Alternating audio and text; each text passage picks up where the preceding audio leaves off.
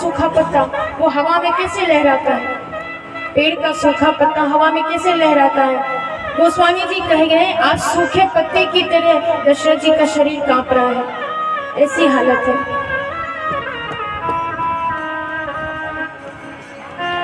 सोच विचार कर राजा कह रहे तात कहूं कछ करई ढिठाई अनुचित क्षमा बजाने लड़काई।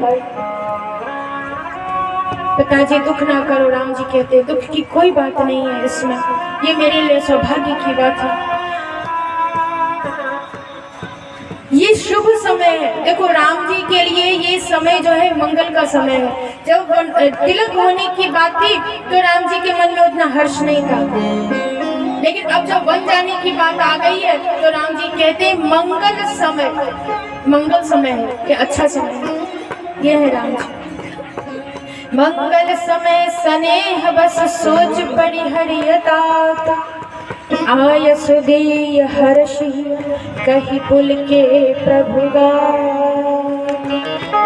मुझे आज्ञा दीजिए मैं जाऊंगा, आप भी प्रसन्न हो जाइए, इसमें दुखी होने वाली कोई बात नहीं है। वो बालक धन्य है, कचारी पदार्थ करतल जाके। बोले चारों पदार्थ धर्म अर्थ काम मोक्ष उस व्यक्ति के हाथ में होते हैं। कौन? बोले जे प्रिय पात पितु प्रण समझा के। जो बालक अपने मैया बाबा के प्राण के समान प्यारे होते हैं उसके लिए तो सब संभव हो जाता है। बड़ी अच्छी प्रकार से राम जी ने दशरथ जी को समझाया, लेकिन दशरथ जी को तो कुछ समझ में नहीं आया। अस कहि राम गवन तब किन्हा, भूप शोक बस उतर न दिन्हा। कुछ बोल ही नहीं पाया। नगर व्याप गई बात सुतीची, छुअत चढ़ी जन सब तन बीछी। राम जी चले गए, इधर ये बात एकदम हवा की तरह पूरी की पूरी नगरी में फैल गई कि राम वनवास जाएंगे। अब सबको, अभी तक जो मंगल शगुन था सब बदल गया, पूरा माहौल बदल गया। अब हर एक की आंख में आंसू है, अमंगल ही अमंगल दिख रहा है, सब दुखी है, कोई खुश नहीं है। और ऐसा लगा जैसे मानो एक एक व्यक्ति को 10-10 बिच्छू ने डंक मार दिया, ऐसे छटपटा गए सब। सबसे पहले श्री राम जी गए कहाँ? बोले अपने माता कौशल्या के पास, सबसे पहले वहीं गए। पहली अनुमति कौशल्या जी से मांगने गए।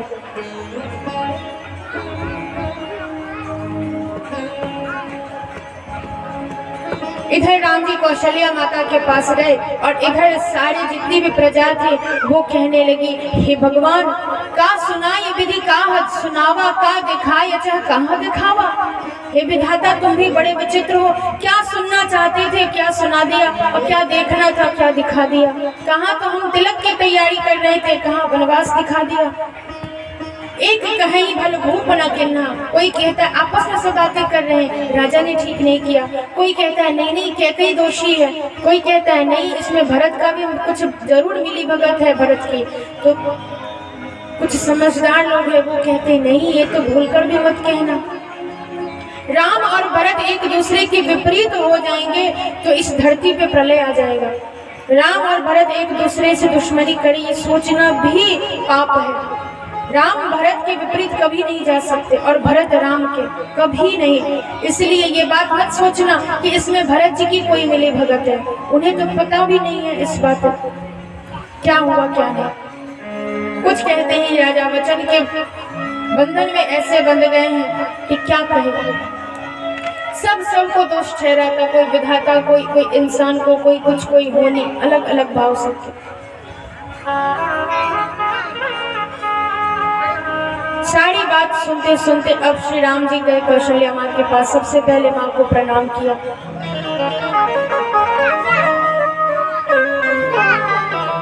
माँ, राम जी बोले माँ को प्रणाम करके। कौशल्या जी बोले जुग जुग जियो मेरे लाल आओ। अरे आप अभी तक तैयार भी नहीं हुए, आपका राज्याभिषेक। कौशल्या जी को भी कुछ नहीं पता इस बारे में।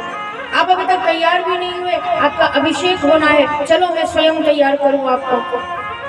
अरे मेरी जैसी भाग्यशालिनी और कौन होगी जिसको राम सरीखा पुत्र है, मैं तो सबसे ज्यादा बड़ा भागी हूँ। बड़ी प्यारी प्यारी बात माता कौशल्या कहती है। तब श्री राम जी माता को कहते हैं, माँ मुझे पिताजी ने राज्य तो दिया है, राज्य तो दिया है, लेकिन अयोध्या का नहीं दिया तो कहाँ का दिया? बोले वनवास, वन का राज्य आज मुझे मेरे पिताजी ने दिया है, जंगल का राजा बनाया। इधर राम जी और माता कौशल्या बात कर रहे हैं, पीछे कितनी सारी ब्राह्मणों की पत्नियां, नगर की बूढ़ी बड़ी औरतें सब कैकेयी को समझाती हैं, लेकिन किसी की भी बात कैकेयी की समझ में नहीं आती, किसी की नहीं मानती। अरे बोले वन का राज दिया है कि क्या मतलब है बेटा, पूरी बात बताओ, क्या समस्या है?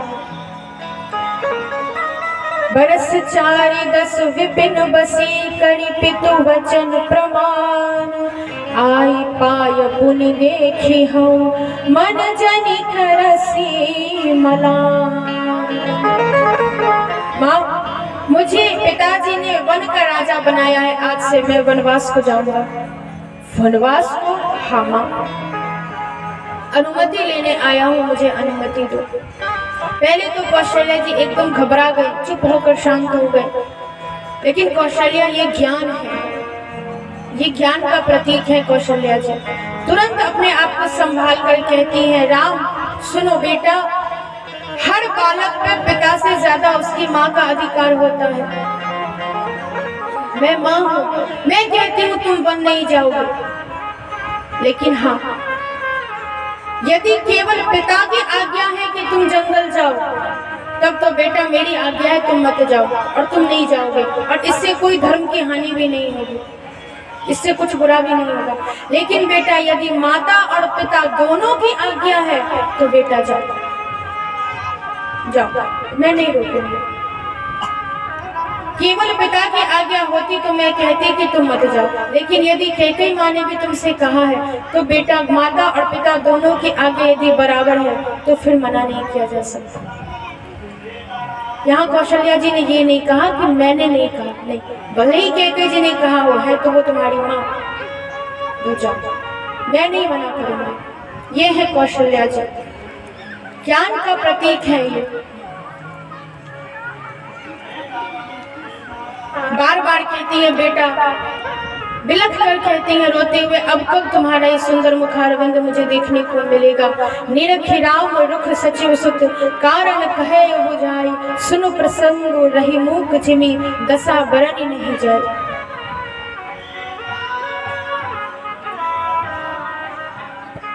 सब आपस में बातें कर रहे। इधर कौशल्या जी की स्थिति ऐसी है कि कुछ कहा नहीं जा सकता।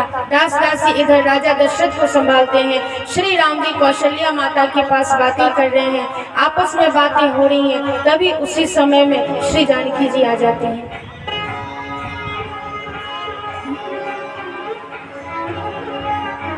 जानकी जी ने आकर सबसे पहले माता कौशल्या को प्रणाम किया, बड़े भाव प्रेम से।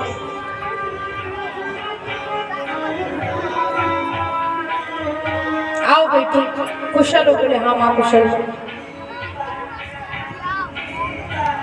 सारी बात पहले इन्होंने माता को बताई, माँ ऐसी ऐसी बात है। बोले हाँ बेटी ऐसी ऐसी तो बात हुई है, अब क्या किया जाए? मेरी समस्या तो गंभीर है। कभी कभी बड़ों की बात को भी मान लेनी चाहिए, कभी नहीं मानी तो हमेशा ही चाहिए, लेकिन वैसे अब निश्चित रूप से ही मानना चाहिए।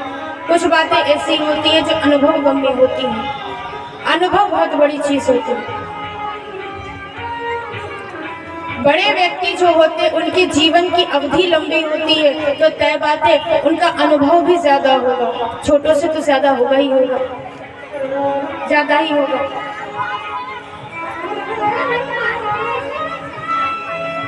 माननी चाहिए। आपस में सभी बातें कर रहे हैं, राम जी हैं, श्री कौशल्या माता है, श्री जानकी जी हैं, तीनों एक साथ खड़ी हैं।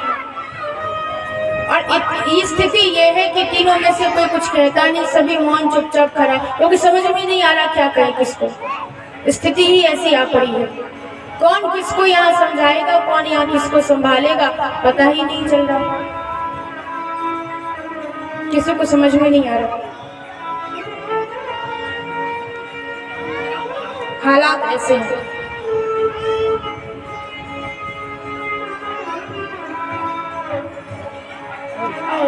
थोड़ी देर हम और आप सब मिलकर भगवान नाम कीर्तन कर ले तभी आगे बढ़ेंगे। सभी बड़े गंभीर मुद्रा में, बात तो गंभीर है ही है, लीला तो गंभीर ही चल रही है, लेकिन इसको भी आनंद पूर्वक लेते चलिए, समझते चलिए तो ज्यादा अच्छा होगा।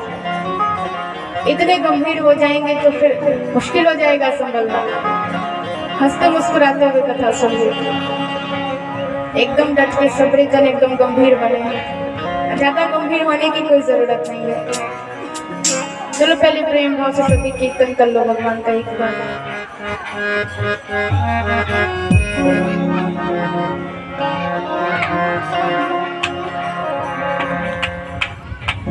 राजा राम कहिए, सीता राम कहिए, राजा राम कहिए, सीता राम कहिए, राजा राम कहिए, सीता राम कहिए, राजा राम कहिए, सीता राम कहिए, राजा राम कहिए, सीता राम कहिए, राजा राम कहिए, सीता राम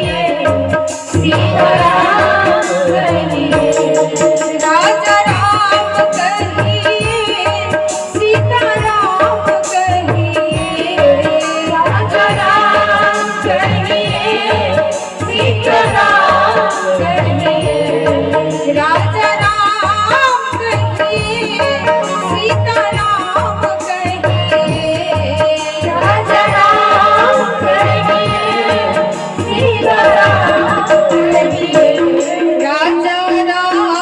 कहिए, सीता राम कहिए, राजा राम कहिए, सीता राम कहिए, ओ राजा राम कहिए, सीता राम कहिए, राजा राम कहिए, सीता राम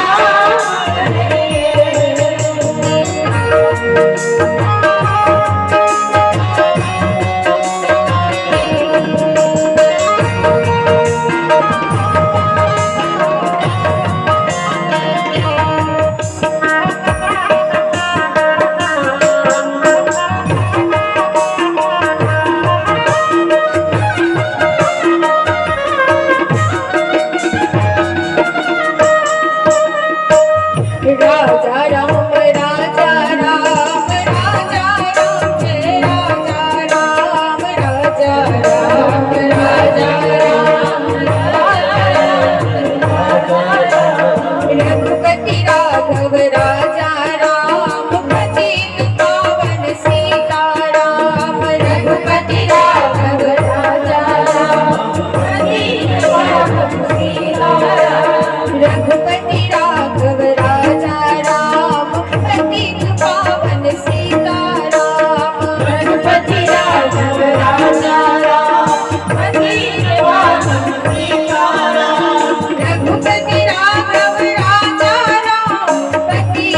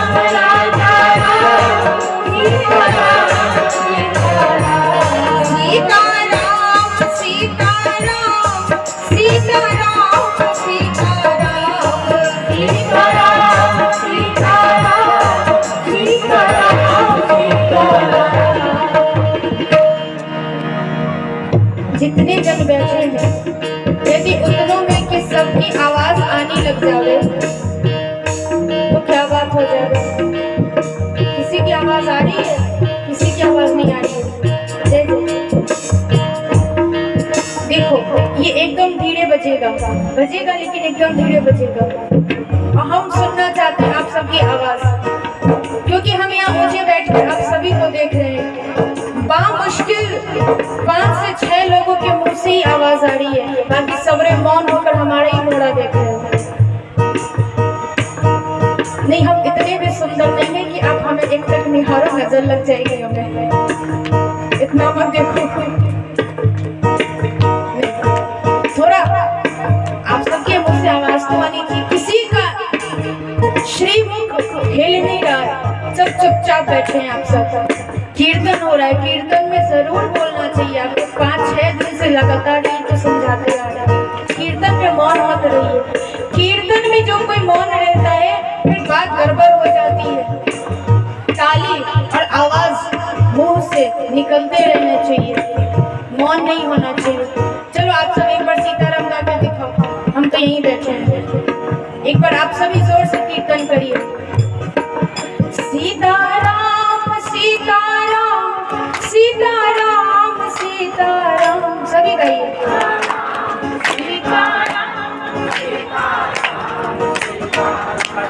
सीताराम सीताराम सीताराम सीताराम सीताराम सीताराम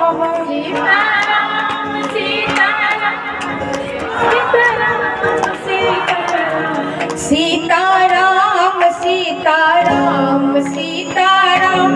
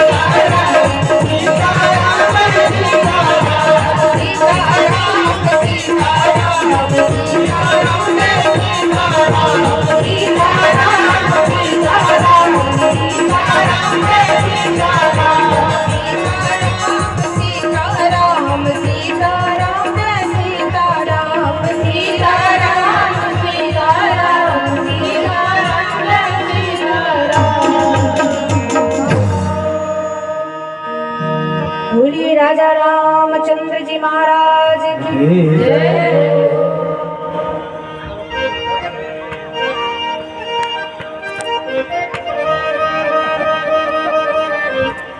सुंदर भगवान नाम संकीर्तन किया हम और आप सबने मिलकर, आनंद आ गया। आनंद आया ना आप सबको? देखो कीर्तन इसलिए भी किया जाता है कि एक तो मन यदि कहीं थोड़ी देर के लिए भटक गया हो तो वापस कथा में आ जाएगा, और फिर इससे एक ही साथ अगर लगातार बैठे रहोगे ना आप सब तो शरीर भी जाम पड़ जाता है। तो इसको आप ऐसे ले कि थोड़ी हाथ पाँव की हल्की होनी भी बहुत ज़रूरी होती है। तो ताली बजाएंगे तो सीधी सी बात है, मेहनत पड़ेगी, है ना, ताली बजाने में, थोड़ा गाने में, तो इसलिए भी ज़रूरी है ताली बजाना और गाना भी। गाने से भी कीर्तन, देखो भजन में क्या है कि भजन आप तक शब्द पहुँचे ना पहुँचे ये बात हो जाती है। हर बार शब्द साफ साफ आप सब तक पहुंच पाएगी ये संभव तो नहीं है। हाँ, कीर्तन ऐसा है कि एक ही शब्द को कई बार गाया जाता है तो सबके समझ में आता है। तो कीर्तन में जरूर जरूर जरूर हाथ की सेवा भी होनी चाहिए और मुंह से भी आवाज जरूर आनी चाहिए। कीर्तन में जो मौन चुपचाप बैठा रहता है ना, बगल वाले का पाप उसी के सिर पे आ जाता है, ये भी सुन लो। हाँ, राम कथा सुंदर करताड़ी और संशय बिहग उरावन हारी। भगवान नाम का संकीर्तन जब भी करिए पूरी शक्ति से करिए, खूब जोर से गाते हुए करिए। जितनी जोर से आवाज आएगी उतनी ही ज्यादा आपका मन पवित्र होगा।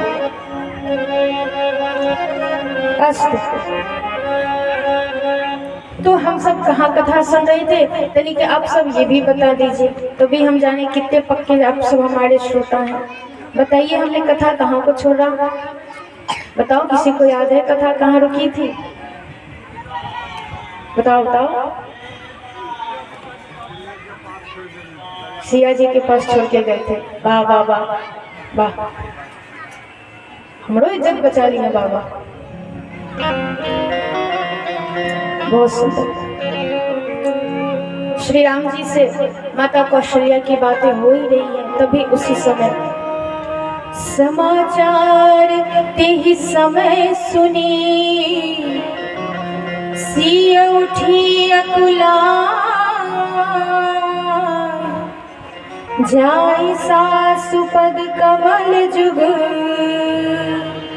बंदी बैठी सिरुना।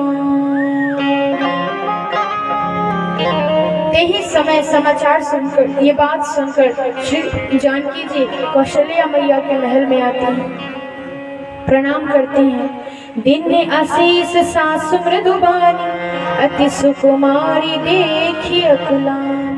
पहले तो आशीष दिया और फिर इतनी प्यारी इतनी सुकुमारी श्री जानकी जी हैं, ये देखकर वो व्याकुल हो गई, घबरा गई।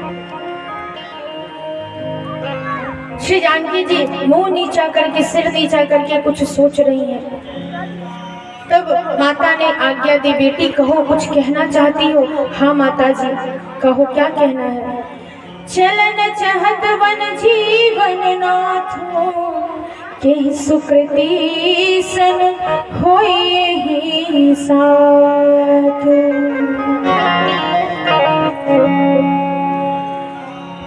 माँ, हमारे प्राणपति वन जाना चाहते हैं। हाँ बेटी, तो यदि आपकी आज्ञा होए तो मैं एक शब्द, एक बात कहूँ। हाँ बेटी बोलो। आपने कभी सुना है कि शरीर और प्राण दोनों अलग अलग रहते हैं? नहीं, जहाँ शरीर है तो उसी शरीर में ही तो प्राण है, दोनों अलग कैसे रह सकते हैं, एक ही साथ रहेंगे। माँ, बस जैसे शरीर और प्राण दो अलग अलग नहीं रह सकते, वैसे ही मेरा जीवन प्रभु श्री राम के बिना कुछ भी नहीं है।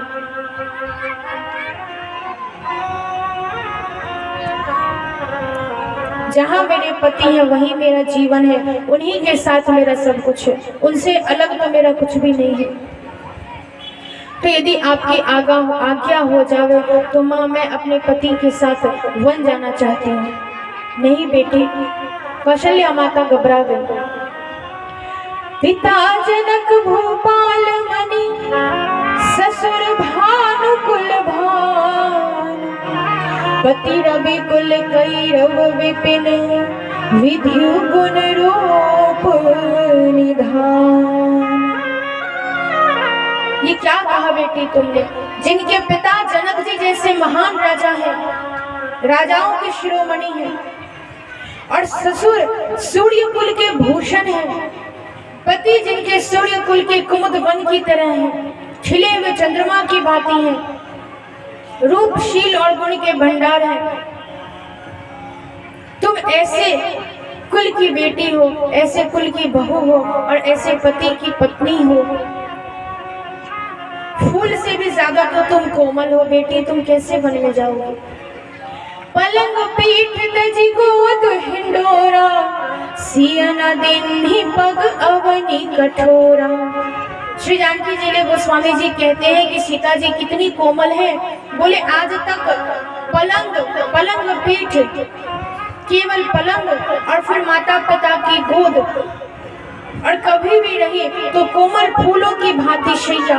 इसके अलावा तो गोस्वामी जी कहते हैं जानकी जी ने कभी धरती पे पांव ही नहीं रखा, इतनी कोमल है। सियन दिन निपग अवनी कठोरा, कभी धरती पे पांव ही नहीं रखा सीता जी ने। कौशल्या माता रखनी नहीं देती थी, क्योंकि वो इतनी कोमल थी कि जब धरती पे जब चलने लगती थी तो इनके छोटे छोटे नन्हे पांव, रुई होती है ना, रुई जिससे बाती बनाई जाती है, रुई की भांति कोमल है इनके चरण श्री जानकी जी के। तो जब धरती पे पांव रखती है चलते समय इनके चरणों में भी दर्द होने लगता है, कष्ट होने लगता है, इतनी कोमल है। तो आज ये सोच कर कि सीता वन जाने के लिए बात कह रही है, कौशल्या जी घबरा गई। नहीं बेटी, जिसने आज तक भूमि पे कदम तक नहीं रखा, आज वो सीधा कंकड़ीले पथ पे जाने की बात करती है, ये उचित नहीं। सोई सिया चलन चाहत बन सा था, वो सीता आज वन जाने की बात करती है, ऐसा नहीं हो सकता।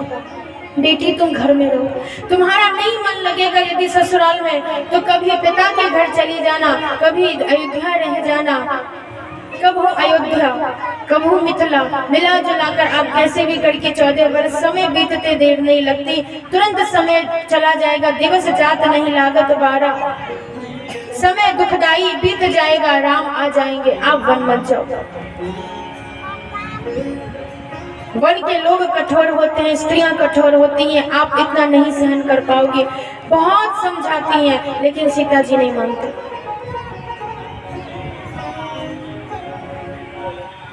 तब श्री कौशल्या जी कहती है, राम यदि सीता वन न जाकर घर में रह जाएंगे तो तुम्हारे पिता और मुझे, हम सबको थोड़ी सहायता मिल जाएगी, थोड़ा सहारा मिल जाएगा, क्योंकि तुम्हें जब भी लोग ना देखेंगे तो सीता का मुखड़ा देखकर ये संतोष कर लेंगे कि इसी में राम है, इसलिए तुम समझाओ ये वन न जाए। अब राम जी संकोच में पड़ गए, सामने माता जी खड़ी हैं, तो मैं क्या समझा, लेकिन समय देखा भाई अनुकूल नहीं है, इस समय चुप रहना ठीक नहीं है, समझाना पड़ेगा। तब राम जी बोले, राजकुमारी सिखावन सुनो, मेरी बात सुनो,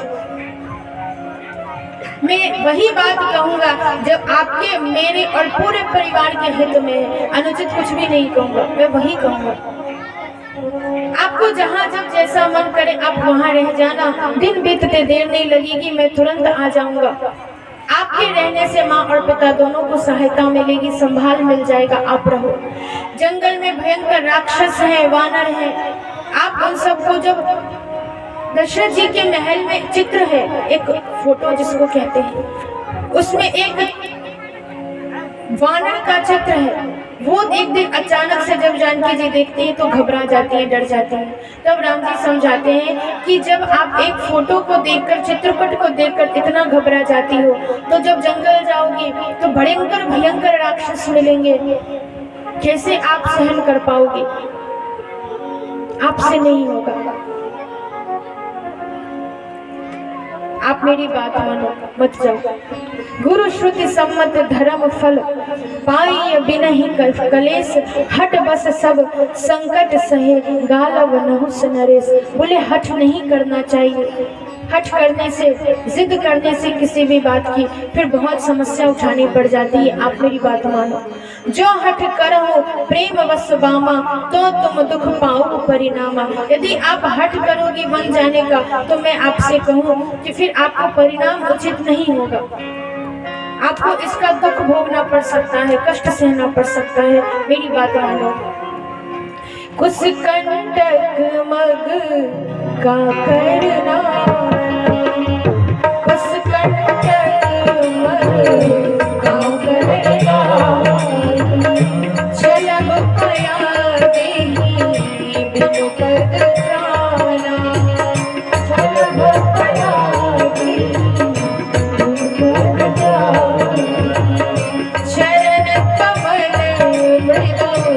मंजू पठान रे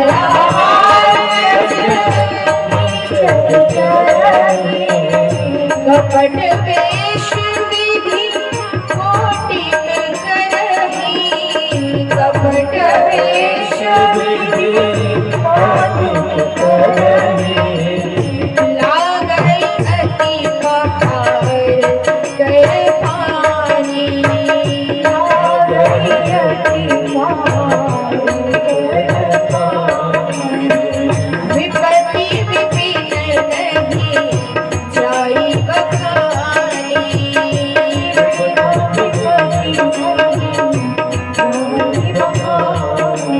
भूमि सयन बल बल बसन असन कर बल फूल भूमि सयन बल बल बसन असन कर बल फूल एक सदा सब दिन मिलही सबोई समय अनुकूल एक सदा सब दिन मिलही सबोई समय अनुकूल सबोई समय अनुकूल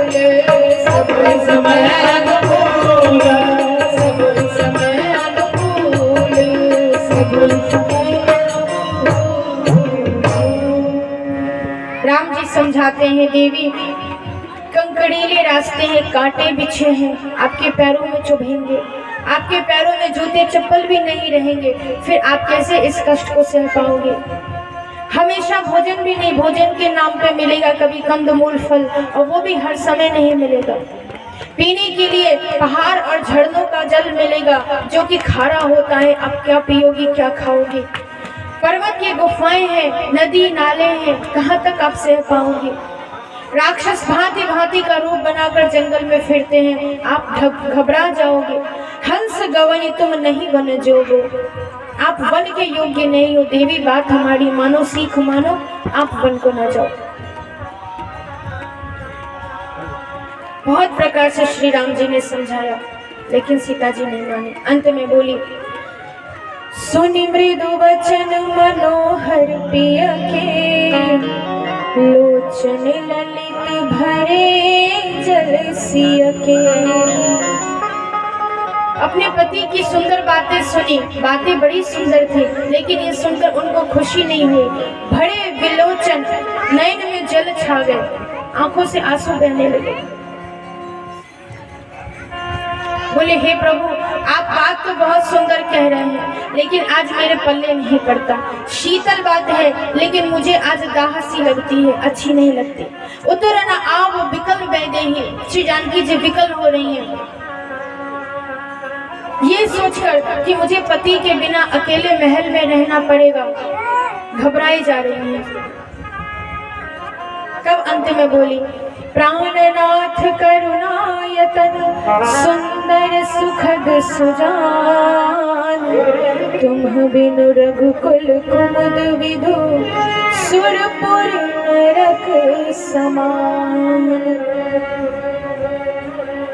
मैं माता जी के चरण पकड़कर प्रणाम करती हूँ क्षमा मांगती हूँ बार बार मेरी झूठाई को माफ करें लेकिन हे प्राणनाथ हे दया के धाम प्रभु आपके बिना यदि मैं महल में रह जाऊं तो मेरे लिए ये महल महल नहीं नरक के समान हो जाएगा और अगर आपके साथ मैं वन में जाऊं तो मेरे लिए ये वो वन नहीं रह जाएगा मानो मिथिला और अयोध्या की भांति हो जाएगा वन में रहने वाले वन के देवी देवता ही मेरे माता पिता होंगे और आप कहते हैं कि मुझे भय लगेगा तो जिसके साथ स्वयं श्री राम होंगे उससे भय किस बात का आप हमेशा मेरे साथ रहेंगे फिर मुझे किसी से भी डरने की तो कोई जरूरत ही नहीं है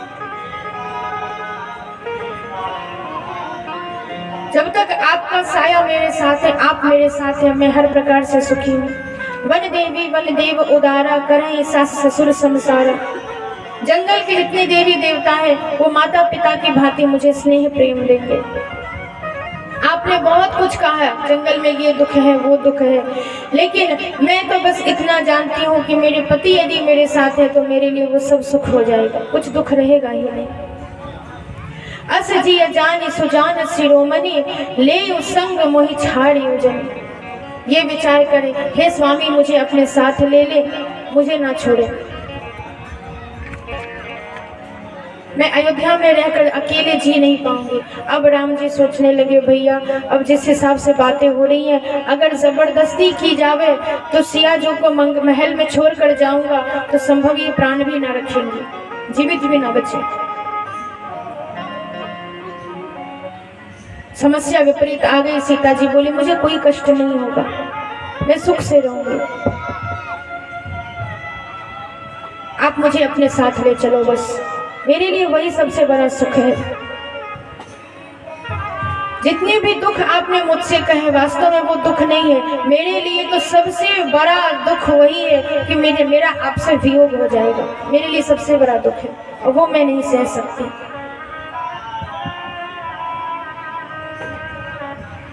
क्षमा करेंगे माता पिता, मैं इनकी सेवा नहीं कर पाऊंगी। राम जी बोले, ठीक है, अब आप जैसा आपको उचित लगे अब आप वही करो,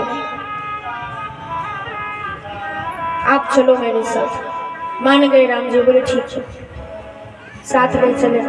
अब जब दोनों ही जाने के लिए बात कहते हैं, राम सीता दोनों जाएंगे, सामने माता जी खड़ी हैं, वो तो व्याकुल हो गई, घबरा गई, बिना पानी की मछली की भांति तड़पने लगी। बहुरी बच्छ कही लाल कही रघुपति रघुवर तात, कबहि बुलाई लगाई हर्षि रखिए होगा। हे पुत्र, कब वो समय आएगा जब मैं आपको लाल कहूंगी, रघुपति राघव राम इन नामों का उच्चारण करूंगी और आप मेरे सामने आएंगे और मैं आपको अपने गले से लगा लूंगी। जाने अब कितना मुझे इस दिन के लिए राह देखना होगा। तब जाने की सास पगलागी, सुनिए माए मैं परम अभागी। बोले, माता जी मुझे क्षमा करना, मैं अभागी, मैं आपकी सेवा नहीं कर पाई। बार लाई उड़लिनी धीर धड़ी सिख आशीष दिन में। बहुत प्रकार से माता से क्षमा मांगी है। माँ ने समझाया, बेटी चलो कोई बात नहीं। श्री जानकी जी ने प्रणाम किया और श्री राम जी को आशीर्वाद देते हैं। इधर नगर में कोलाहल भारी मचा है, भारी कोलाहल मचा है। अब क्या होगा? अति गंभीर समस्या आ गई। सब एक दूसरे से बात करते हैं, एक दूसरे को समझाते हैं। क्या अभी राम की राजगद्दी नहीं होगी? क्या राम जी अभी वन में जाएंगे? एक दूसरे से बातें हो रही हैं। क्यों किया कैकेयी ने ऐसा, दशरथ जी ने ऐसा क्यों किया? क्यों पत्नी के मुंह में आ गए? सब कुछ खत्म हो गया, सब बिगड़ गया, सारा मंगल बिगड़ गया। राजगद्दी न लेंगे राम, राजगद्दी न लेंगे राम, अभी वन वन में भ्रमण करेंगे। राजगद्दी न लेंगे राम, राजगद्दी न लेंगे राम, अभी वन वन में भ्रमण करेंगे, अभी वन वन में भ्रमण करेंगे।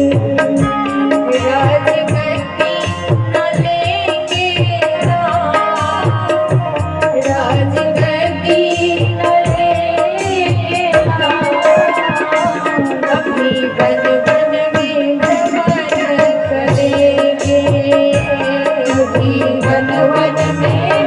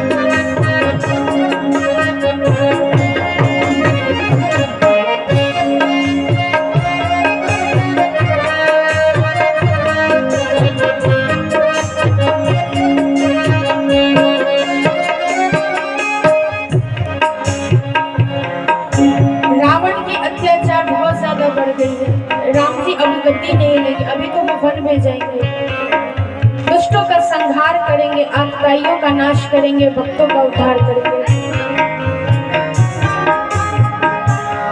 रावण के अत्याचार से इस भूमि पे भार भई भारी। रावण के अत्याचार से इस भूमि पे भार भई भारी। सुर नर मुनि असुर नाग किन्नर तिहु लोकन भई दुखारी। सुर नर मुनि असुर नाग किन्नर तिहु लोकन भई दुखारी। तीनों लोकन भई है दुखारी। तीनों लोकन भई है दुखारी। छिन पलक ना मन विश्राम। छिन पलक ना मन विश्राम। राम सब में सुख शांति भरेंगे। छिन पलक ना मन विश्राम। राम सब में सुख शांति भरेंगे। राजगद्दी न लेंगे राम। अभी वन वन में भ्रमण करेंगे। राजगद्दी न लेंगे राम। वन वन में भ्रमण करेंगे।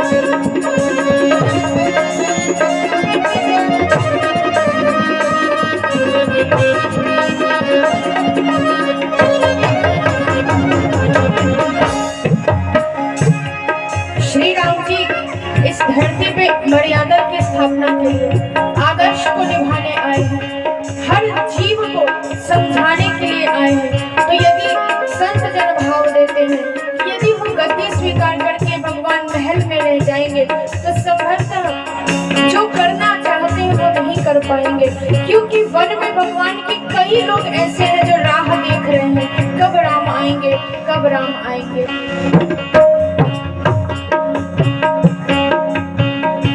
प्रगट जग आदर्श प्रेम की हित, प्रिय भरत लाल अस भाई।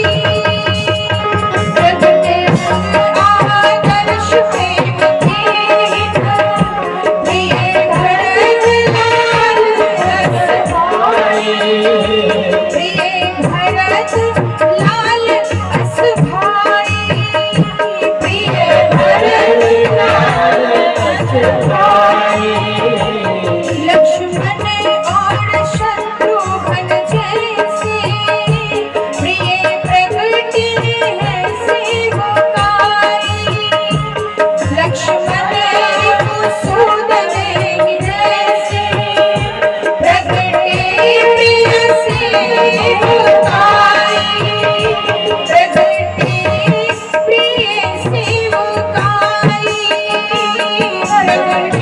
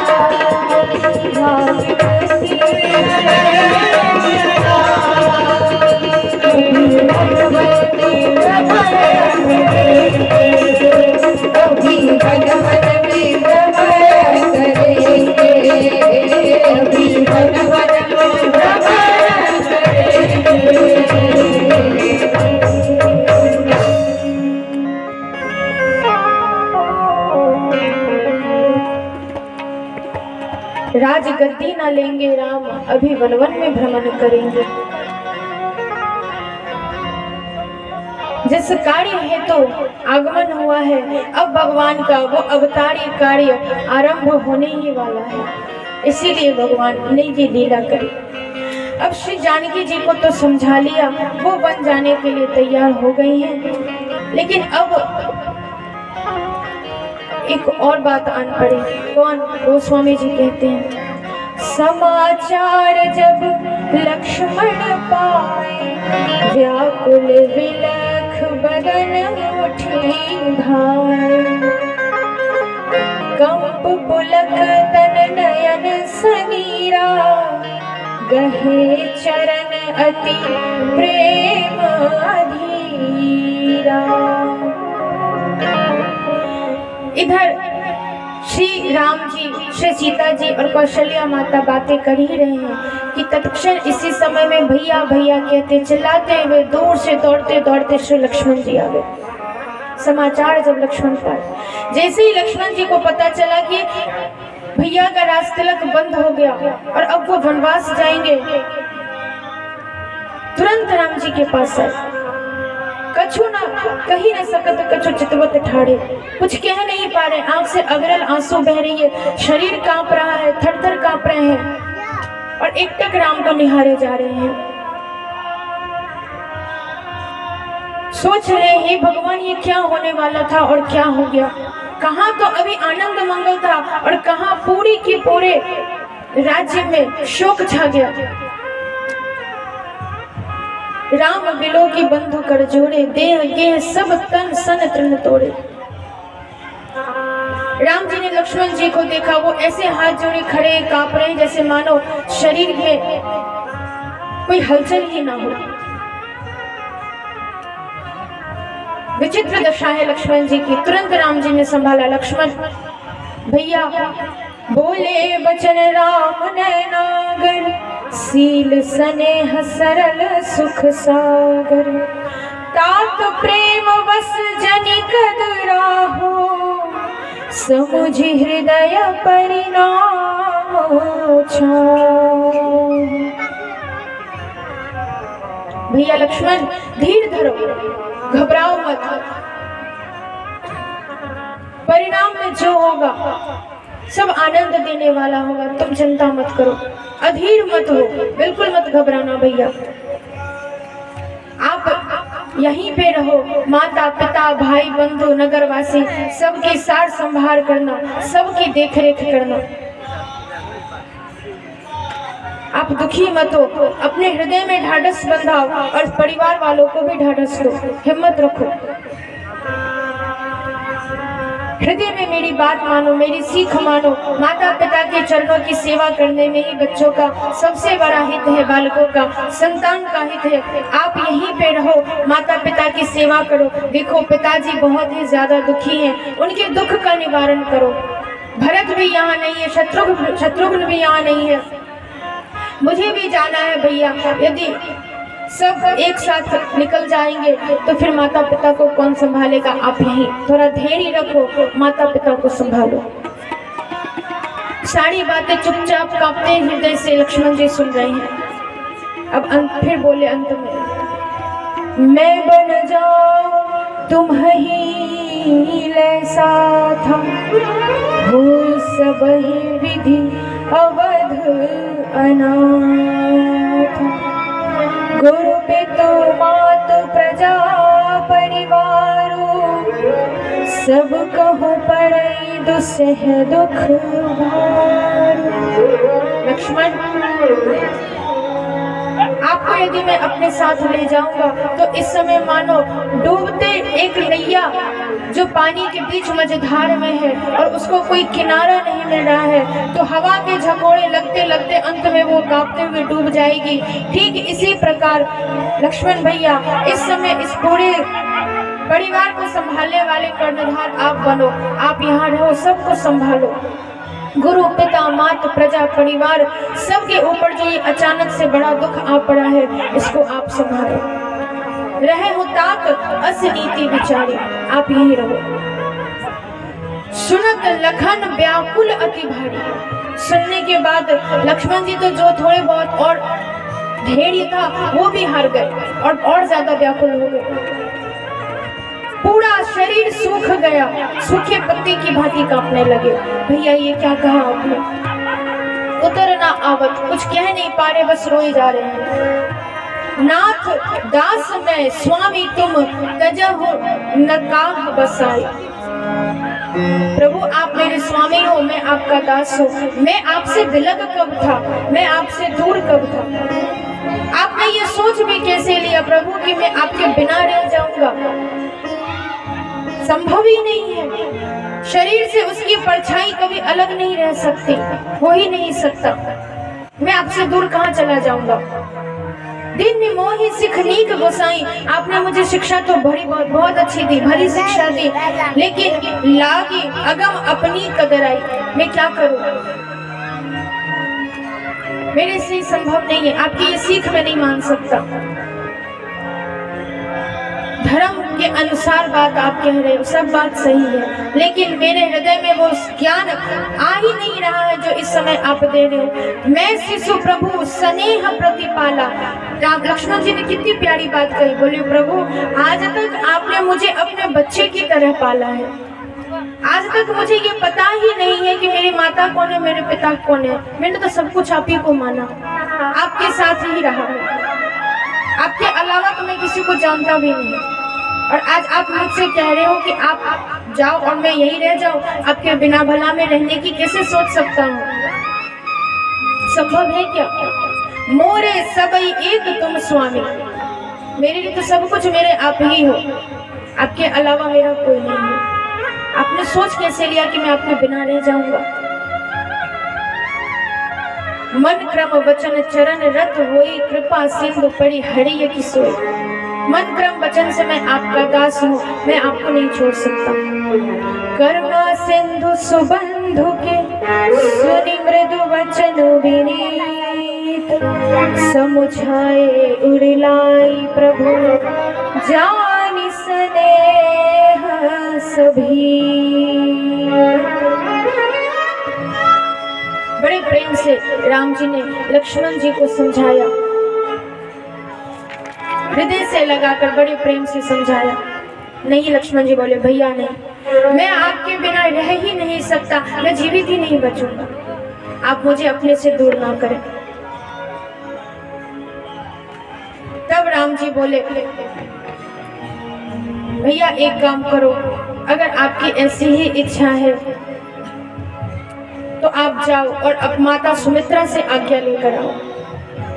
अगर वो अनुमति दे देंगे तो पक्की बात है मैं आपको ले चलूंगा, फिर मैं मना नहीं करूंगा, पक्का। वो माँ है, माँ की आज्ञा सर्वोपरि है भैया, आप जाओ, पहले माँ से आज्ञा लेकर आओ। मांग हो विदा मात सन जाई, आप हो बेगी चलो हो बन भाई। आप चलो फिर मेरे साथ। सुंदर भावनाएं लक्ष्मण जी की। मुझे शरण में ले लो रघुनंदन, मैं द्वार तिहारे आया। आप मुझे अपनी शरण में रखो, अपने से दूर मत करो, कभी मत करना। संसार का सब कुछ खोकर भी, संसार का सब कुछ खोकर भी, संसार से कुछ नहीं पाया हूँ। मैं शरण तिहारी आया हूँ, मैं शरण तिहारी आया हूँ। संसार से मेरा कोई लेना देना नहीं, मेरा तो सब कुछ आप ही मान गए भैया। श्री सुमित्रा माता के पास अब जाने लगे। लक्ष्मण जी तो बीच में सोच रहे रास्ते में, हे भगवान इतनी मुश्किल से तो मैंने भैया राम को मनाया, अब मेरी ठहरी माँ तो माँ है, यदि मेरी माँ ने मना कर दिया तुम्हें नहीं जाना है, तब तो खुद भगवान भी आ जावे तो भी भैया राम मुझे अपने साथ नहीं ले जाएंगे, क्योंकि माँ की बात वो टाल दे, संभव ही नहीं, हो ही नहीं सकता। फिर ब्रह्मा शिव जी भी आकर समझा देंगे तो भैया नहीं मानेंगे। हे प्रभु कृपा करो, मेरी माँ की बुद्धि में ऐसा कुछ प्रेरणा कर दो मेरी माँ मान जाए, मुझे अपने भैया से बिलग ना रहना है। बड़ी चिंतित हो गए लक्ष्मण जी, क्या करूँगा। फिर भी राम जी की आज्ञा है तो मानना भी है, पीछे नहीं हट सकते। सोच कर माँ के पास गए। जैसे ही माँ के पास गए, माँ को प्रणाम किया। सुमित्रा माँ ने मुंह चेहरा देखा, अरे पूछे मात मलिन मन देखी, लखन कही सब कथा विशेखी। सुमित्रा माँ ने देखा, तात क्या बात है, तुम्हारा मुखड़ा इतना उदास क्यों है, क्या बात हो गई। अभी तो सुमित्रा माँ को कुछ पता नहीं है। गई सहम सुनी बचन कठोरा, मृग देखी दब जन चहोरा। श्री लक्ष्मण जी ने सारी बात बताई। माँ कैकेयी माता ने पिताजी से 2 वरदान मांग लिए हैं, भरत भैया को राजगद्दी और बड़े भैया राम को वनवास। क्या वनवास? हाँ मां। हे भगवान, हे विधाता, ये क्या खेल खेल दिया तुमने? ये क्या हो गया? लक्ष्मण, आज ये बड़ा भारी अनर्थ हमारी अयोध्या में हो गया।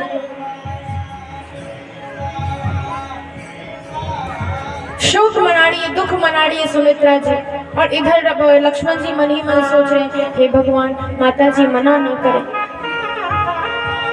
समझी सुमित्रा राम सिय रूप सुशील स्वभाव, नृप स्नेह लखी धुने उसिर, पापिनी देन्हे कुदाव। श्री राम सीता जी के स्वभाव को याद कर रही है सुमित्रा जी। हे भगवान, किसी भी प्रकार सीता राम वन के योग्य नहीं है। कैकेयी ने क्या कुचाल किया? स्वामी श्री राजा दशरथ जी ने ये क्या किया? विचार कर क्यों नहीं वचन दिया? धीरज धरे को अवसर जाने, मन को कैसे करके समझाया। और तब लक्ष्मण जी ने कहा, माँ मेरी बात सुनो, भैया राम वन को जाना चाहते हैं, भाभी श्री भी वन को जाएंगे, तो माँ मैं भी वनवास को जाना चाहता हूँ। आप तो जानती हो, जहाँ मेरे प्रभु श्री राम नहीं है वहाँ मेरा कोई काम नहीं है, उनके बिना तो मेरा जीवन नहीं है। माँ मुझे जाना है, आपकी अनुमति लेने आया हूँ, बस आप अनुमति दे दो। यदि आपकी अनुमति हो जाएगी, आप हाँ कर दो, तो फिर मुझे भैया जरूर ले जाएंगे, और यदि आप ना करोगे तो भी ये भी सुन लो माँ, भैया के बिना मैं जीवित नहीं रह सकता। ये तो आप जानती हो, मेरे लिए सर्वस्व मेरे प्रभु श्री राम है। सारी बातें सुमित्रा माँ ने सुनी, और सुनते सुनते सुनते अंत में सिर्फ एक बात बोली। ओ क्या सुंदर बात कहती है माँ, वाह। तात तुम्हार मात बैदेही,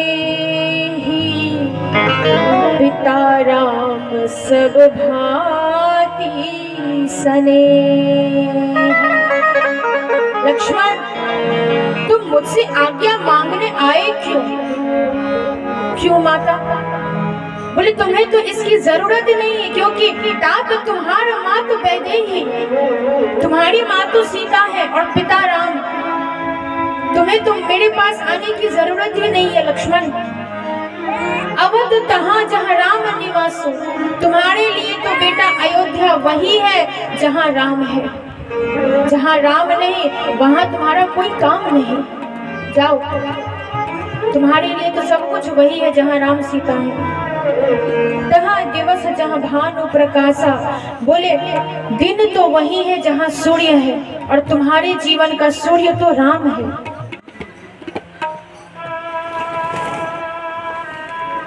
तुम वहीं जाओ, जो पेड़ सिय राम बन जाही, अवध तुम्हार काज कछु नहीं। जाओ। यदि राम सीता वनवास को जाते हैं तो लक्ष्मण अयोध्या में तुम्हारा भी कोई काम नहीं है, कोई काम नहीं, तुम्हारे यहाँ कोई है ही नहीं। सुमित्रा माँ के वचन है, पूजनीय प्रिय परम जहाते, सब मनीय राम के नाते। इस संसार में जितने भी पूजनीय हैं वो सब राम के नाते हैं, राम बिना तो कोई नहीं। रोज एक चौपाई गाई जाती है ना, सिय राम में सब जग जानी, करहो प्रणाम जोड़ी जुग पानी। मां नहीं एक राम के नाते, सुहृद सुसेव्य जहां लो। वो स्वामी जी कहते हैं, जहां तक नाते रिश्तेदार हैं, अपने हैं, समझो वो सब राम के नाते हैं। जो नहीं राम का वो नहीं काम का। एक ही बात है, शरीर भी अपना नहीं है, घर परिवार भी अपना नहीं है, रिश्ते नाते भी अपने नहीं है। केवल ये सोचकर आप हमेशा घर परिवार में रहिए कि ये सब राम के नाते हैं। राम जी की बगिया और राम जी को खेत, और खाई लो चिड़िया भर भर पेट। ना मेरा है ना तेरा है, ना मेरा है ना तेरा है, ना ये परिवार मेरा है, ना ये घर मेरा है, ना ये संपत्ति मेरी है, ये शरीर भी मेरा नहीं है। से ये सब भगवान का है, उन्होंने दिया है, उन्हीं को एक दिन लेकर चला जाना है। यदि इस नाते और इस भाव से आप रहोगे ना। अच्छा, एक सत्य बात है, मिथिला की ही बात है, कोई विदेश की बात नहीं, मिथिला की बात है। मिथिला में एक ऐसे माता जी हैं जिनके अभी भी हैं, आप घर जाओगे तो उनके घर के दरवाजे पे सीताराम लिखा है, उनके घर के हर एक बर्तनों पे सीताराम लिखा है, छोटी से छोटी वस्तु पे राम नाम लिखा है, उनके शरीर के माथे पे जो तिलक है उसमें भी राम नाम लिखा है।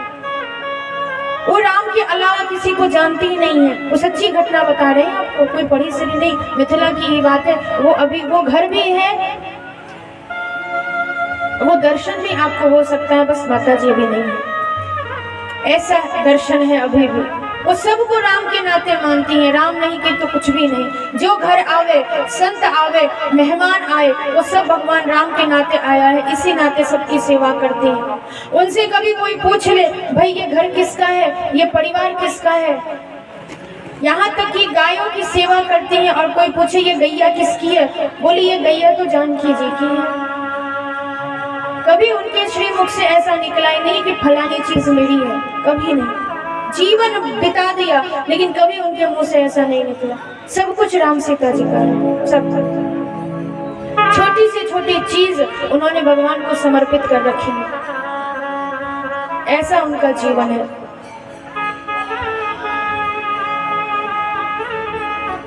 घर गृहस्थ में रहकर भी हम साधु महात्मा बन सकते हैं। भैया साधु महात्मा बनने के लिए घर छोड़कर जंगल जाने की कोई जरूरत नहीं है। जंगल जाने वाला ही बाबा जी बनता है, ये बात नहीं है। घर में रहकर भी हम भजन करके भी भगवान को पा सकते हैं। गृहस्थ कोई बुरी चीज थोड़ी है, गृहस्थ भी बहुत अच्छी चीज है। बस गृहस्थ में रहना कैसे है ये आना चाहिए। अगर ये आ गया तो फिर कोई दिक्कत नहीं है। माँ नहीं सब ही राम के नाते, सब कुछ ये सोचकर आप निर्वाह करो कि ये कुछ भी मेरा, खेती करो। अरे राम जी की बगिया है, हम बस सेवा करने वाले माली हैं, सेवा कर रहे हैं। जो अनाज आएगा राम जी की कृपा से अनाज आएगा, जो आएगा पहले उनको समर्पित करके अर्पित करके फिर आप उसको अपने योग्य में, अपने उपयोग में लाओ। फिर वो अनाज अनाज नहीं रह जाएगा, फिर वो प्रसाद बन जाएगा। अलग से कोई बैठकर यज्ञ हवन करने की कोई जरूरत नहीं है, तपस्या करने की कोई जरूरत नहीं है। घर में ही रहना है, खेती बाड़ी करनी है, झाड़ू पोछा करना है, बच्चों को पढ़ाना है, पिता माता सबकी सेवा करनी है। बस भावना बदल देना है। शरीर वही है, परिवार वही है, घर बार वही है, बस भावना बदलनी है। सारा खेल तो मन का है। मन के हारे हार है और मन के जीते जीते। सब मन का खेल है।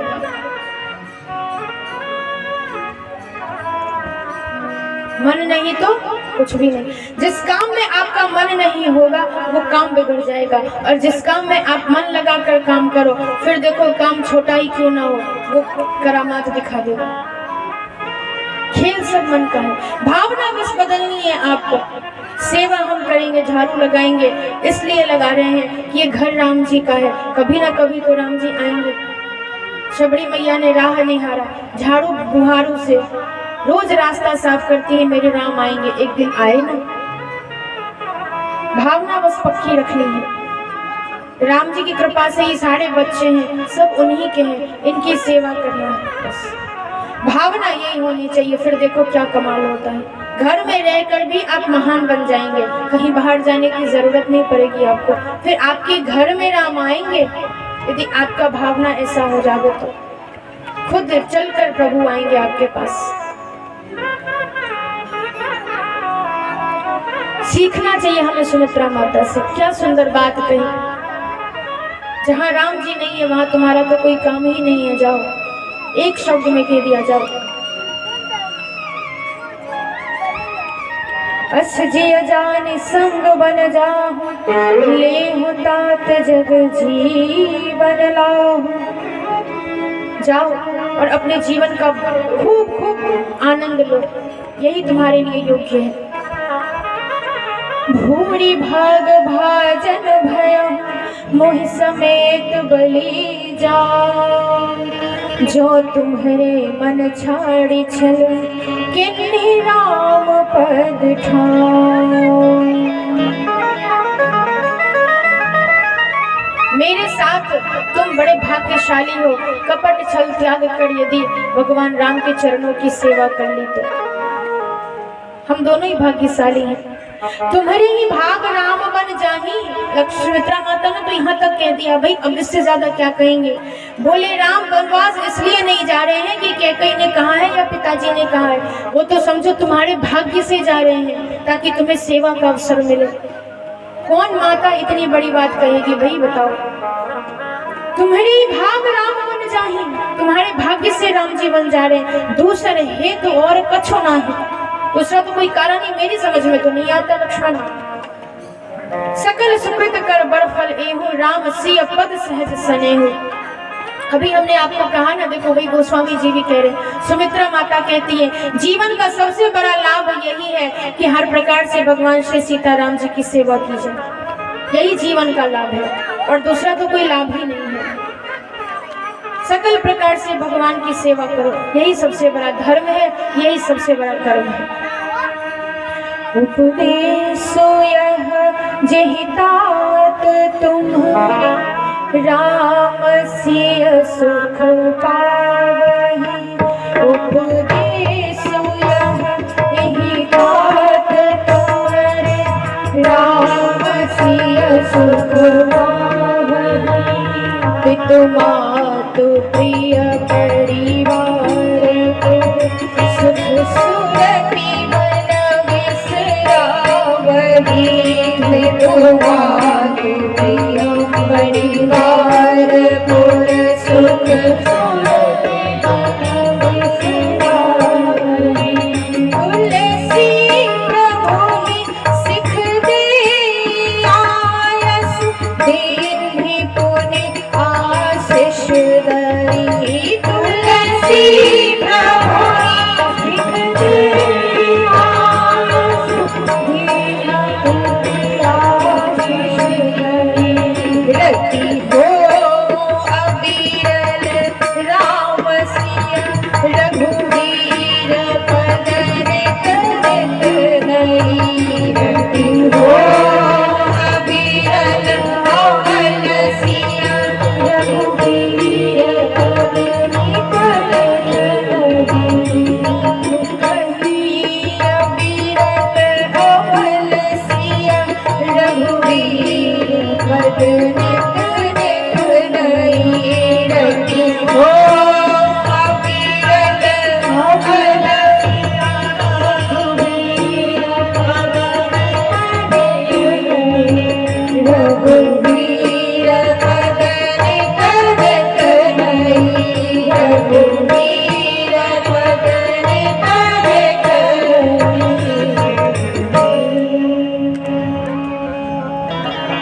सुमित्रा माँ कह रही है जीवन का फल तो यही है कि नित्य ही भगवान राम के चरणों में प्रेम बना रहे, यही जीवन का लाभ है और कोई लाभ नहीं है, कोई लाभ नहीं है।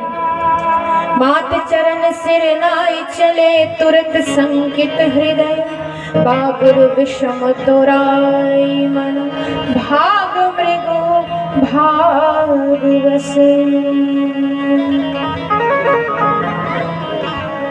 जैसे ही माँ ने आज्ञा दी बेटा जाओ, तब तो लक्ष्मण जी इतनी तेजी से राम जी के पास भागे, हे भगवान कहीं बीच में फिर कोई समस्या ना आ जाए, फिर कोई ना कह दे कि नहीं जाना है। तो जैसे कि कोई बकरा होता है, बकरे को रस्सी से बांध दो और जैसे उसकी रस्सी खुल जावे तो ये तेजी से बकरा भाग जावे, इतनी ही तेजी से आज लक्ष्मण जी भागे कि कोई फिर से ना बोल दे तुम्हें वन नहीं जाना। इस भय से, इस आशंका से दौड़ कर राम जी के पास गए। लखन जह जान की नाथो, भेमन मुदित पाए प्रिय साथ। तुरंत राम जी के पास गए और भैया के पास आते ही सांस में सांस आई, अब कोई मना नहीं करेगा। अब राम, सीता और लक्ष्मण दोनों चले संग नृप मंदिर आए, जहाँ श्री दशरथ जी हैं वहाँ आए तीनों। अब अनुमति लेने आए हैं, अब हमें जाने दो। आपस में नगर के वासी सब फिर से बातें करने लगे, हे भगवान ये क्या हो गया। कर्मी जही सिर धुनि पछताही, जनु बिनु पंख बिहग अकुलाही, सब सिर धुन कर पछता रहे हैं। जैसे बिना पंख के कोई पक्षी छटपटाता है, ऐसे पूरी अयोध्या आज छटपटा रही है। तीनों जब श्री दशरथ जी के महाराज के पास आए तो बड़ी मुश्किल से सचिव सुमंत जो है, इन्होंने श्री दशरथ जी को उठाया। सचिव उठाई राव बैठारे, कही प्रिय बचन राम पग धारे। सचिव बोले हैं, राजन आपके प्रिय पुत्र राम आए हैं। अच्छा, सिय समेत दो तनय निहारी, व्याकुल भयो भूमि पति भारी। जब तीनों का एक साथ दर्शन किया है दशरथ जी महाराज ने, तो इतने व्याकुल हो गए कि जिसका कोई वर्णन नहीं है। अब बार बार समझा रहे, राम मत जाओ। कभी राम को समझाते हैं, अच्छा तुम नहीं तो कम से कम सीता पुत्री तुम तो रह जाओ, तुम्हें देख देख कर ही मैं अपने जीवन को धारण कर लूंगा, इंतजार कर लूंगा, 14 बरस बिता दूंगा, पुत्री कम से कम तुम तो रह जाओ। नहीं मन माने जनकपुर चली जाना, फिर अयोध्या आ जाना, जहाँ जिस प्रकार से तुम्हें सुख मिले वही करना, पुत्री मत जाओ। लेकिन किसी की थोड़ी सुनने वाले हैं। तीनों में से किसी ने भी दशरथ जी की बात का नहीं, तीनों में से कोई नहीं रुके। नहीं, अब बार बार जब दशरथ जी महाराज बोलने लगे तो बीच में ही क्या कीजिए आ गई। उन्हें अच्छा नहीं लगा, उन्हें लगा कहीं ऐसा ना हो कि तीनों अपना मन बदल दे। वो और खुश हो गए, क्योंकि कहाँ तो केवल राम को भेजना था, अब सीता और लक्ष्मण दोनों साथ जा रहे हैं। वो और खुश हो गए। ठीक ही हुआ। दशरथ जी समझा रहे तीनों को, पुत्री ना जाओ, लक्ष्मण राम रह जाओ यहीं पे। सिय मन राम चरण अनुरागा, घर न सुगम बन विषम न लागा। सीता जी का तो मन पहले से राम जी में अनुरक्त है, उनके लिए तो वन ही ज्यादा सुखदायी है, घर तो विषम जहर के समान है इस समय। लक्ष्मण जी की भी वही दशा है। सब रानी राजा सचिव सब समझाते हैं पर कोई नहीं मानता। सुंदर शीतल सीख सब दे रहा है, लेकिन किसी के अंत में तुरंत बीच में कैकेयी जी आ गई और वल्कल वस्त्र, जो ऋषियों के पहनने वाले वस्त्र होते हैं, वो वस्त्र लेकर आए और तीनों के हाथ पे पटक कर दे दिया। बोले आप तीनों के लिए आज से यही वस्त्र, राजसी वस्त्र कपड़े पहनकर आप वन को नहीं जाएंगे।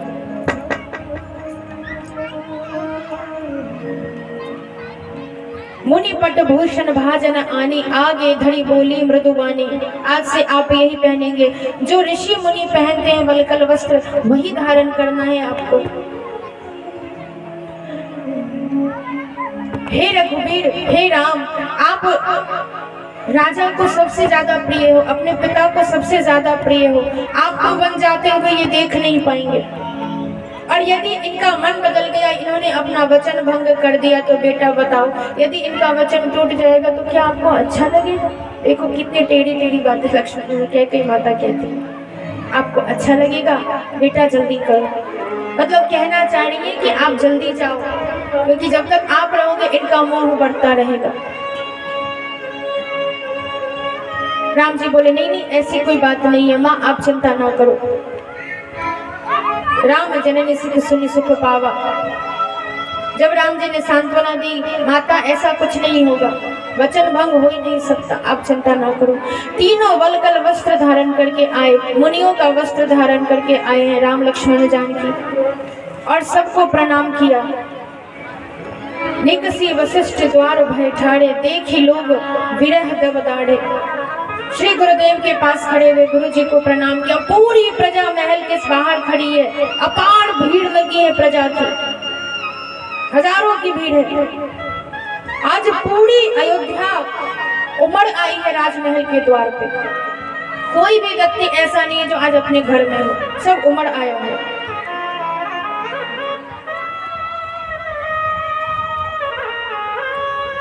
अब सब कह रहे हैं राम अपना जाइए। गुरुजी भी, माता पिता, सचिव मंत्री सहाय दास दासी, ऐसा कोई नहीं है जो कह रहा हो, सब आप ना जाएं। सबके लिए एक ही सीख मानो श्री राम जी की तरफ से है कि चिंता ना करो, बिल्कुल दुखी ना हो। शीघ्र ही मैं आऊंगा। सबको समझाया राम जी ने, पर कोई माने तब तो। अंत में पूरी प्रजा कहती है जब आप जाएंगे तो हम भी आपके साथ जाएंगे। राम जी बोले ठीक है चलो। और इधर दशरथ जी ने कहा सुमंत्र से, सुमंत्र जाओ रथ पर बैठा कर ले जाओ, सरयू किनारे तक ले जाना और वहां से वापस घुमा कर ले आना। 2-4 दिन वन में इधर उधर घुमा देना, भैया वापस ले आना तीनों को। और अगर राम लक्ष्मण ना भी आए तो कम से कम जानकी को तो ले ही आना सुमंत्र। तो रथ पर तीनों को बिठाकर पूरी प्रजा के साथ श्री राम जी अब प्रस्थान करते हैं। जन जन के प्रिय राम सिया वनवास को जाते हैं। तीनों चले हैं, सुमंत्र जी खुद रथ चला रहे हैं, रथ पर बैठकर पूरी प्रजा अयोध्या की आज राम के पीछे चल दी है। आज पूरी प्रजा, कोई एक छोटा बच्चा भी ऐसा नहीं है जो आज अपने घर में रहा हो, सब राम के पीछे चल दिए। बोले नहीं, अगर यहाँ राम नहीं है तो फिर, क्योंकि प्रजा तो इन्हीं की है, हमारे लिए सदा से हमारे राजा तो हमारे राम है। अगर हमारे राजा नहीं है तो फिर हम प्रजा किसकी हैं? तो जहाँ राम रहेंगे आज से उनकी ये प्रजा भी वही रहेगी और वही हमारे लिए अयोध्या। पूरी प्रजा आज राम जी के साथ चली है, आगे आगे राम जी, पीछे पीछे प्रजा। सबको साथ लेकर पीछे पीछे सबके देखते देखते सबको दुखी मन से भगवान आए सबके साथ।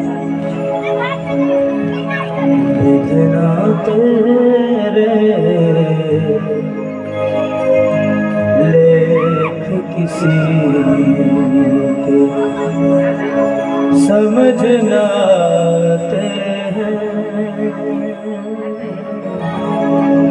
जन जन के प्रिय राम लखन सिया बन को जाते जन जन के प्रिय राम लखन सिया बन को जाते एक राजा के राज दुलारे कौशल्या के आँख के तारे ओ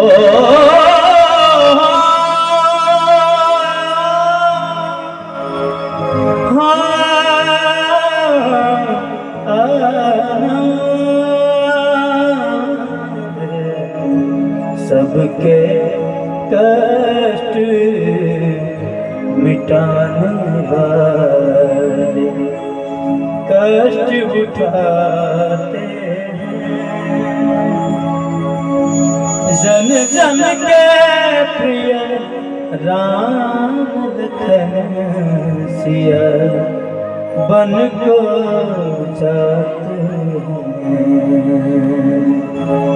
जन जन के प्रिय राम लखन सिया बन को जाते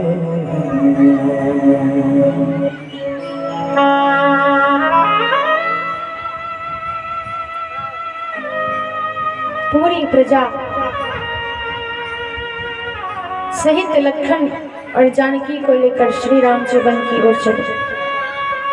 पीछे पीछे सब चल रहे हैं। सबसे पहले गंगा किनारे जब आए, सायंकाल का समय हो गया, शाम हो गई। राम जी ने कहा आज हम सब यहीं पे विश्राम करेंगे, कल आगे बढ़ेंगे, आज सब यहीं पे, सब वहीं पे। अब पूरे दिन के थके मांदे थे पूरी प्रजा, इतना भारी दुख सहा है अभी इन सब ने, तो थक गए हैं। राम जी को इन सब पे बड़ी दया आ गई, मेरे कारण आज मेरी प्रजा को कितना कष्ट उठाना पड़ा। दुखी हो गए राम जी भी थोड़े, बोले आज हम आगे नहीं जाएंगे, आज यहीं पे सब विश्राम करेंगे, आज सब बहुत थक गए हैं।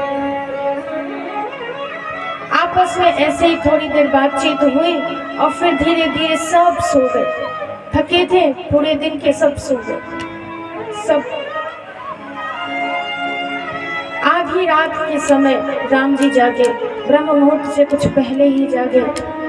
सुमंत्र को उठाया।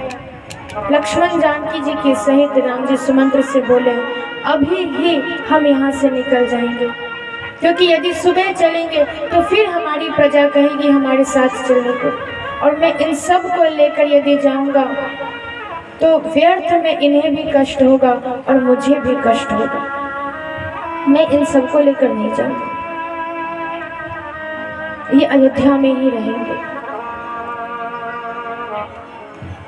सुमंत्र को साथ लेकर रथ पे बैठ गए और धीरे धीरे राम जी ने कहा, भैया ऐसे रथ चलाना कि जरा भी आवाज ना आए और कोई भी इसमें से व्यक्ति ऐसा ना हो जिसकी नींद खुल जाए। ऐसे मत, इतनी धीरे से रथ चलाना। घोड़ों को भी जैसे मानो आज राम जी ने समझाया हो, धीरे धीरे चलना। और सच में रथ चला, लेकिन ऐसी गति से कि किसी को जरा भनक भी ना पड़ी, और धीरे धीरे धीरे राम जी गंगा पार करके श्रृंगवेर पे पहुंच गए। इधर प्रातः काल सब जागे, जैसे ही देखा ना रथ है ना सुमंत्र है, सब भी रोने बिलखने लगे। राम हमें छोड़कर चले गए, राम हमें छोड़कर चले गए, अब तो हम यही प्राण दे देंगे, नहीं जिएंगे राम के बिना। इन्होंने ठीक नहीं किया, हमें रोता बिलखता यहाँ छोड़कर चले गए, ये उचित नहीं किया राम ने। कुछ समझदार लोग थे, उन्होंने समझाया, देखो अगर हम किसी से प्रेम करते हैं तो उसकी याद में मर जाना तो आसान है, लेकिन उसको याद करके जीवन को धारण करना और उसकी राह देखना, ये बहुत बड़ी बात है। यदि हम में से सब यही सोचेंगे कि राम के बिना मर जाएंगे, तो सोचो 14 बरस बाद जब लौटकर हमारे राम आएंगे, राजा बनेंगे, तो फिर वो प्रजा कहाँ रहेगी? उनको तो कोई प्रजा ही नहीं मिलेगी। अगर प्रजा नहीं मिलेगी तो बिन प्रजा की अयोध्या में वो किसका शासन करेंगे, किसका पालन करेंगे? तनिक सोचो तो। और जब लौट कर आएंगे राम और हम में से कोई उन्हें नहीं मिलेगा, तो क्या वो उनका लौट कर आना उनको सफल लगेगा, उनको सुख देगा? नहीं, ये मूर्खता है। वापस चलो। सब विधाता को कोसे, कोई कैकेयी को, कोई राजा दशरथ को, कोई कुछ आपस में कह कर चलो, वापस महल की ओर चलो, नगर की ओर चलो। मरना उपाय नहीं है। अगर सच में राम से प्रेम है तो आज से 14 बरस तक यही सोचना कि हमारे मन मंदिर में सिया राम विराजमान है, हमारे मन मंदिर में भगवान विराजमान है। राम हमें छोड़कर कहीं नहीं गए। आज से 14 वर्ष तक हम राम की प्रतीक्षा ऐसे करेंगे जैसे एक चातक और मीन की बात होती है, चंद्रमा चकोर की बात होती है। हम सब भी एकटक इस रास्ते की ओर निहारते रहेंगे जिस रास्ते राम आएंगे।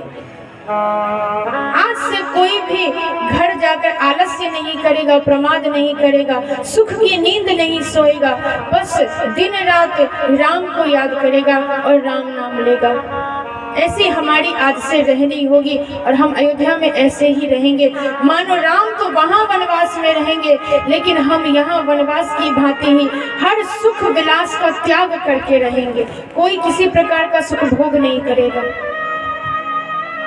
घर में भी मानो वन की तरह ही रहेंगे और केवल केवल केवल राम को याद करेंगे और कुछ नहीं करेंगे। अपने मन को ही आज से हम मंदिर बना लेंगे और उसी में सिया राघव को बिठाएंगे और वहीं नित्य उनका दर्शन करेंगे। चाहे घर में रहेंगे, चाहे वन में रहेंगे, जहाँ भी रहेंगे, आज से केवल उन्हीं का दर्शन करेंगे, उन्हीं का गुणगान करेंगे। और इसके अलावा 14 वर्ष तक हमारे लिए कोई काम है ही नहीं। केवल मन मंदिर में भगवान को बिठाना है और उनका दर्शन करना है बस।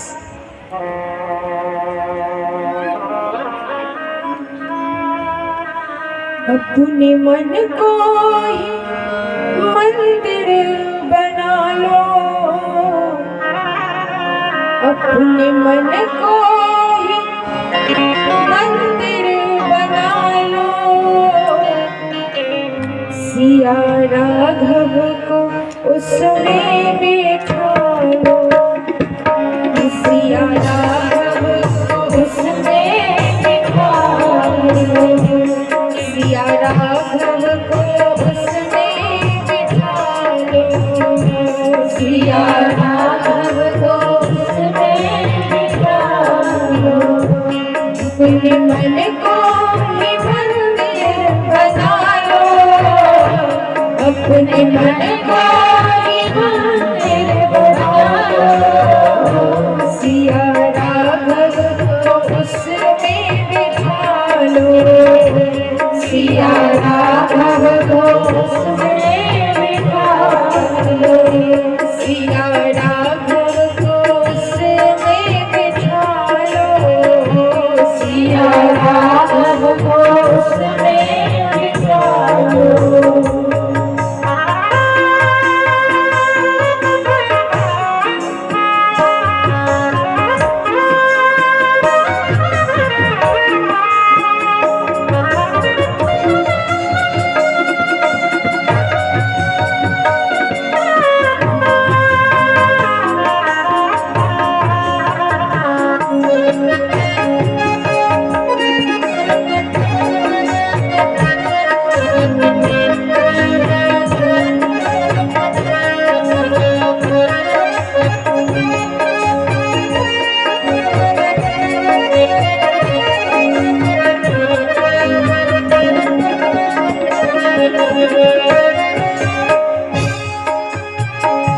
चाहे वन में रहो या भवन में, चाहे वन में रहो या भवन में, या धरा पर रहो या गगन में, या धरा पर रहो या गगन में, चाहे वन में रहो या भवन में, चाहे वन में रहो या भवन में, चाहे धरा पर रहो या गगन में, चाहे धरा पर रहो या गगन में, चाहे धरा पर रहो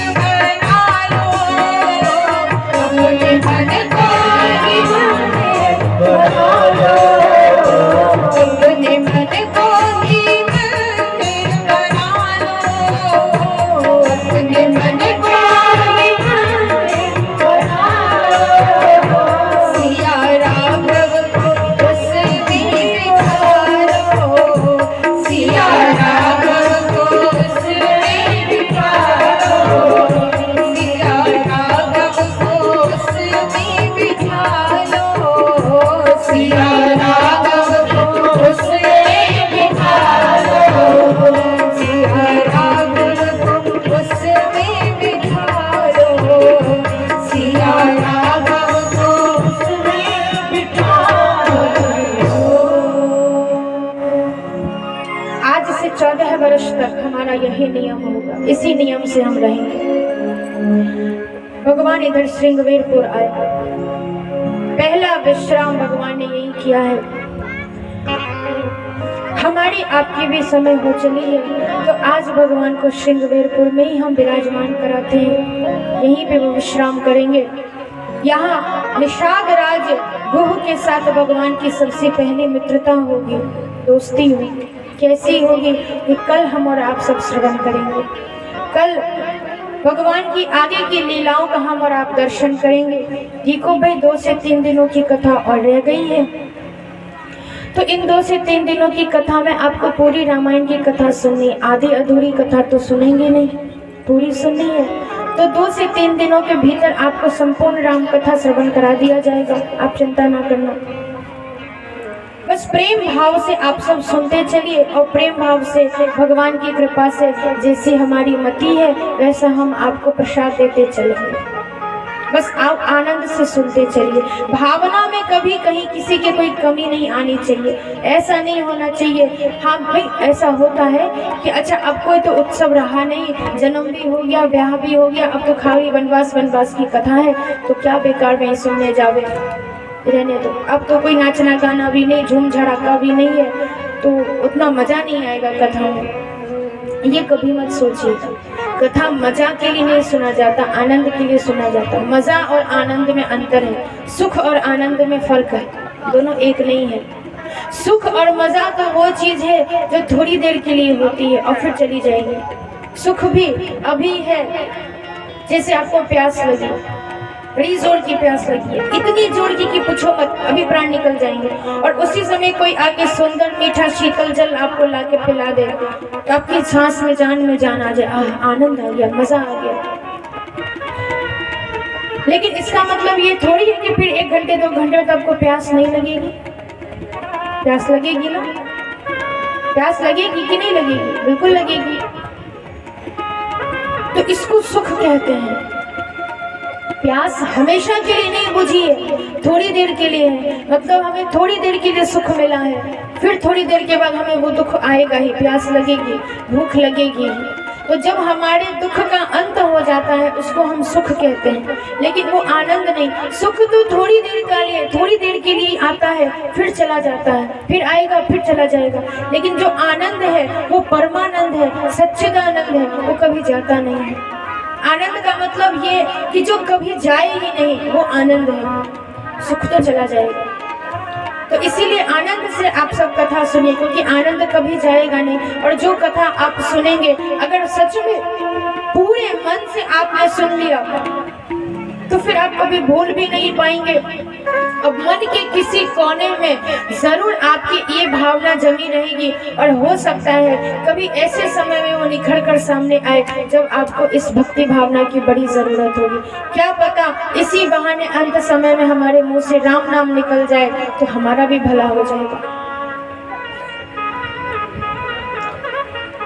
तो कथा में आने में बिल्कुल ये मत सोचिएगा कि अभी केवल अब ऐसे वनवास की होने वाली है कथा, नहीं। आनंद से आइए, 2 से 3 दिनों की कथा और है, खूब प्रेम से आप सब आनंद लीजिए, सुनिए। सुनने में कोई कंजूसी नहीं, सुनने में कोई टैक्स थोड़ी लग रहा है। आराम से आप भी बैठे हैं, और पंखे की जरूरत भी नहीं है। पवन देव का झोंका इतना बढ़िया चल रहा है, इंद्रदेव खुश हो रहे हैं।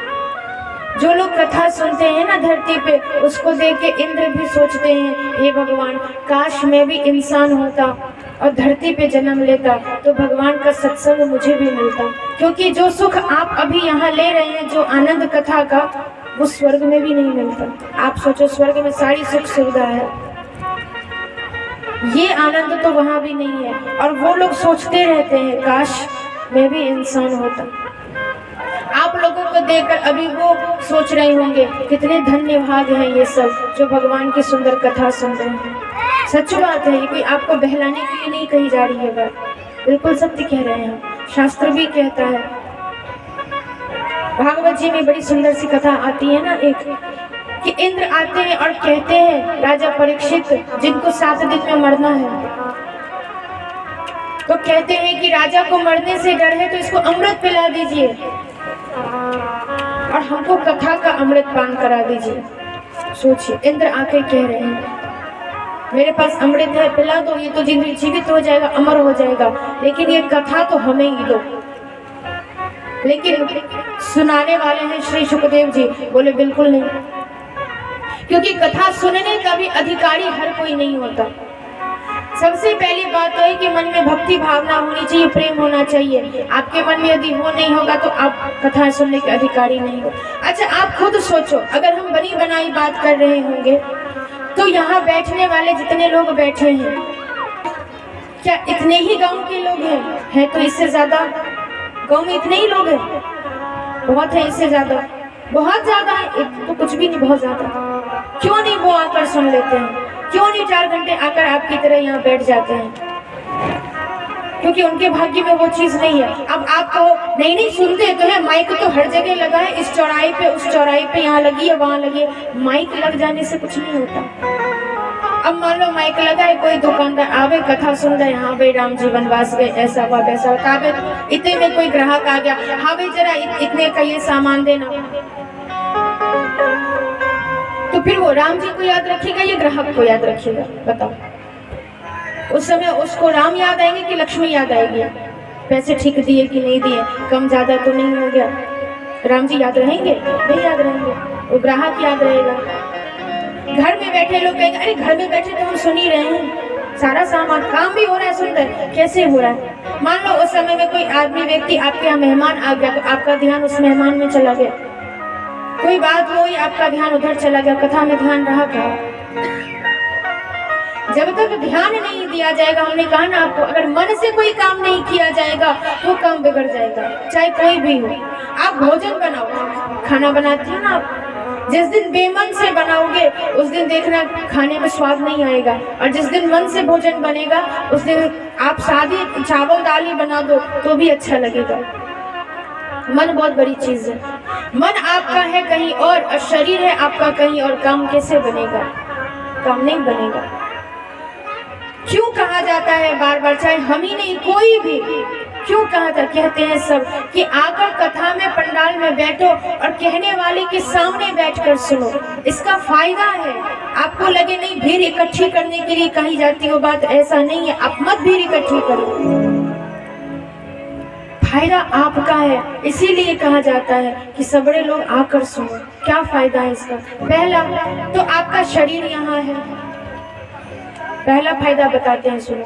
शरीर यहाँ है, तो शरीर जब यहाँ है आपका, तो सीधी सी बात है, आप यहाँ जब तक बैठे रहेंगे भगवान की नजर भी आप पे पड़ रही है, सीधी नजर आप पे पड़ी। वैसे भगवान है, हर जगह है, हर जगह है, लेकिन अगर भगवान हर जगह तो फिर हम फिर डलिया लेकर मंदिर में ही क्यों जाते हैं?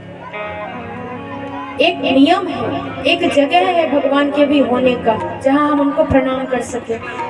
तो यहाँ सामने बैठेंगे तो सीधे सीधे आप भगवान की नजर के सामने हैं, और भगवान की नजरों के सामने रहना ही बहुत बड़ी बात है। ये पहला फायदा।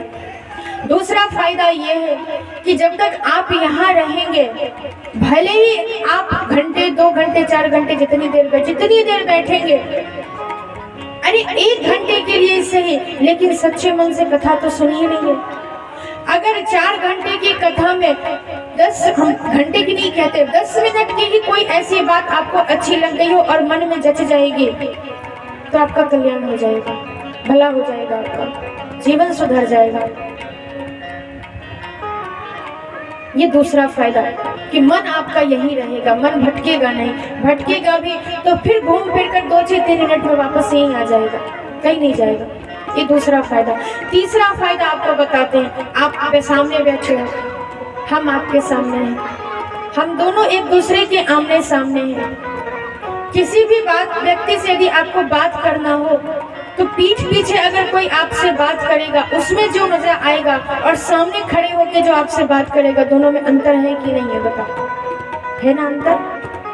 पीठ पीछे वाले को हमें क्या पता पीछे क्या हो रहा है, लेकिन सामने में हम सबको देख रहे हैं। तो सीधी कोई बात यदि हम आप तक पहुंचाएंगे तो आंखों में बड़ी ताकत होती है, आंखों में बड़ी ताकत होती है। कोई भी बात नजर से नजर मिलाकर जब की जाती है ना, तो वो सीधे नजर आंख के रास्ते दिल तक उतरती है, आंख के रास्ते वो चीज दिल तक उतरती है। क्यों कहते हैं भगवान को आंख खोल कर देखो? लोग बाग मंदिर में जाएंगे और मंदिर में जाकर सीधे सबसे पहले ही आंख बंद। अरे आंख बंद कर लिया तो देखा किसको?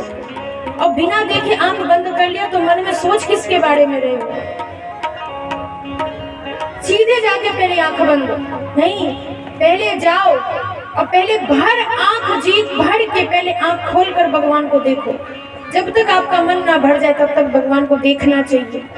और तब आंख बंद करके फिर मन में ये चिंतन करो, ये सोचिए, हाँ अब वो मंदिर वाले भगवान मेरे मन में है, और फिर मन में उनके रूप को बसाकर तब घर जाना। ये नियम है पूजा करने का। हम पहले जाकर आंखें बंद कर लेते हैं, तो पहले से दुनियादारी का कचरा कम भरा है। जो मंदिर में जाके भी आंख बंद कर लेते, भगवान कहते वाह बेटा दुनिया में आंख खुला रखे और हमारे सामने ही आंख बंद, फिर हम भी आंख बंद कर लेंगे। तो नजर से नजर जब मिलती है तो बात दिल तक उतरती है। इसीलिए आमने सामने होने का बड़ा फायदा है। ये तीसरा फायदा आपको बता दिया। चौथा, जब तक ये नहीं होगा तब तक आप सामने बैठ ही नहीं पाएंगे। भाग्य में जिसके लिखा होगा वही बैठेगा, बाकी तो अन्यथा पंडाल के आजू बाजू भी बहुत सारे लोग घूमते भटकते रहते हैं। चार इतने सारे फायदे आपको हमने बता दिए। तो कथा सुनने का लाभ ही लाभ है, हानि कुछ भी नहीं है। आप सब आवे, 2 से 3 दिन की कथा और बची है, खूब प्रेम भाव से हम सब सुनेंगे। अभी तो भरत जी का चरित्र बाकी है, शबरी मैया को देखना है, और सबसे सुंदर केवट कल आएगा। सबको कल हम सब देखेंगे, दर्शन करेंगे, आनंद लेंगे, और समय हिसाब से आज की कथा को यहीं पे पूर्ण विराम देंगे।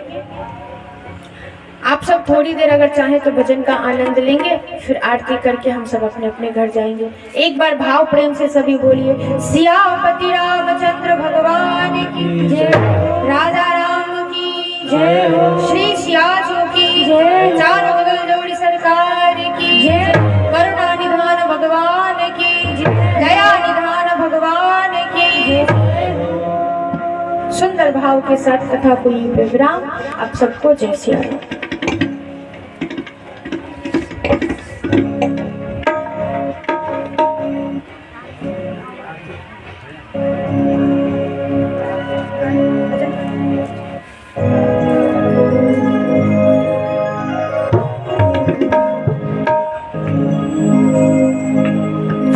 कबीरा मन निर्मल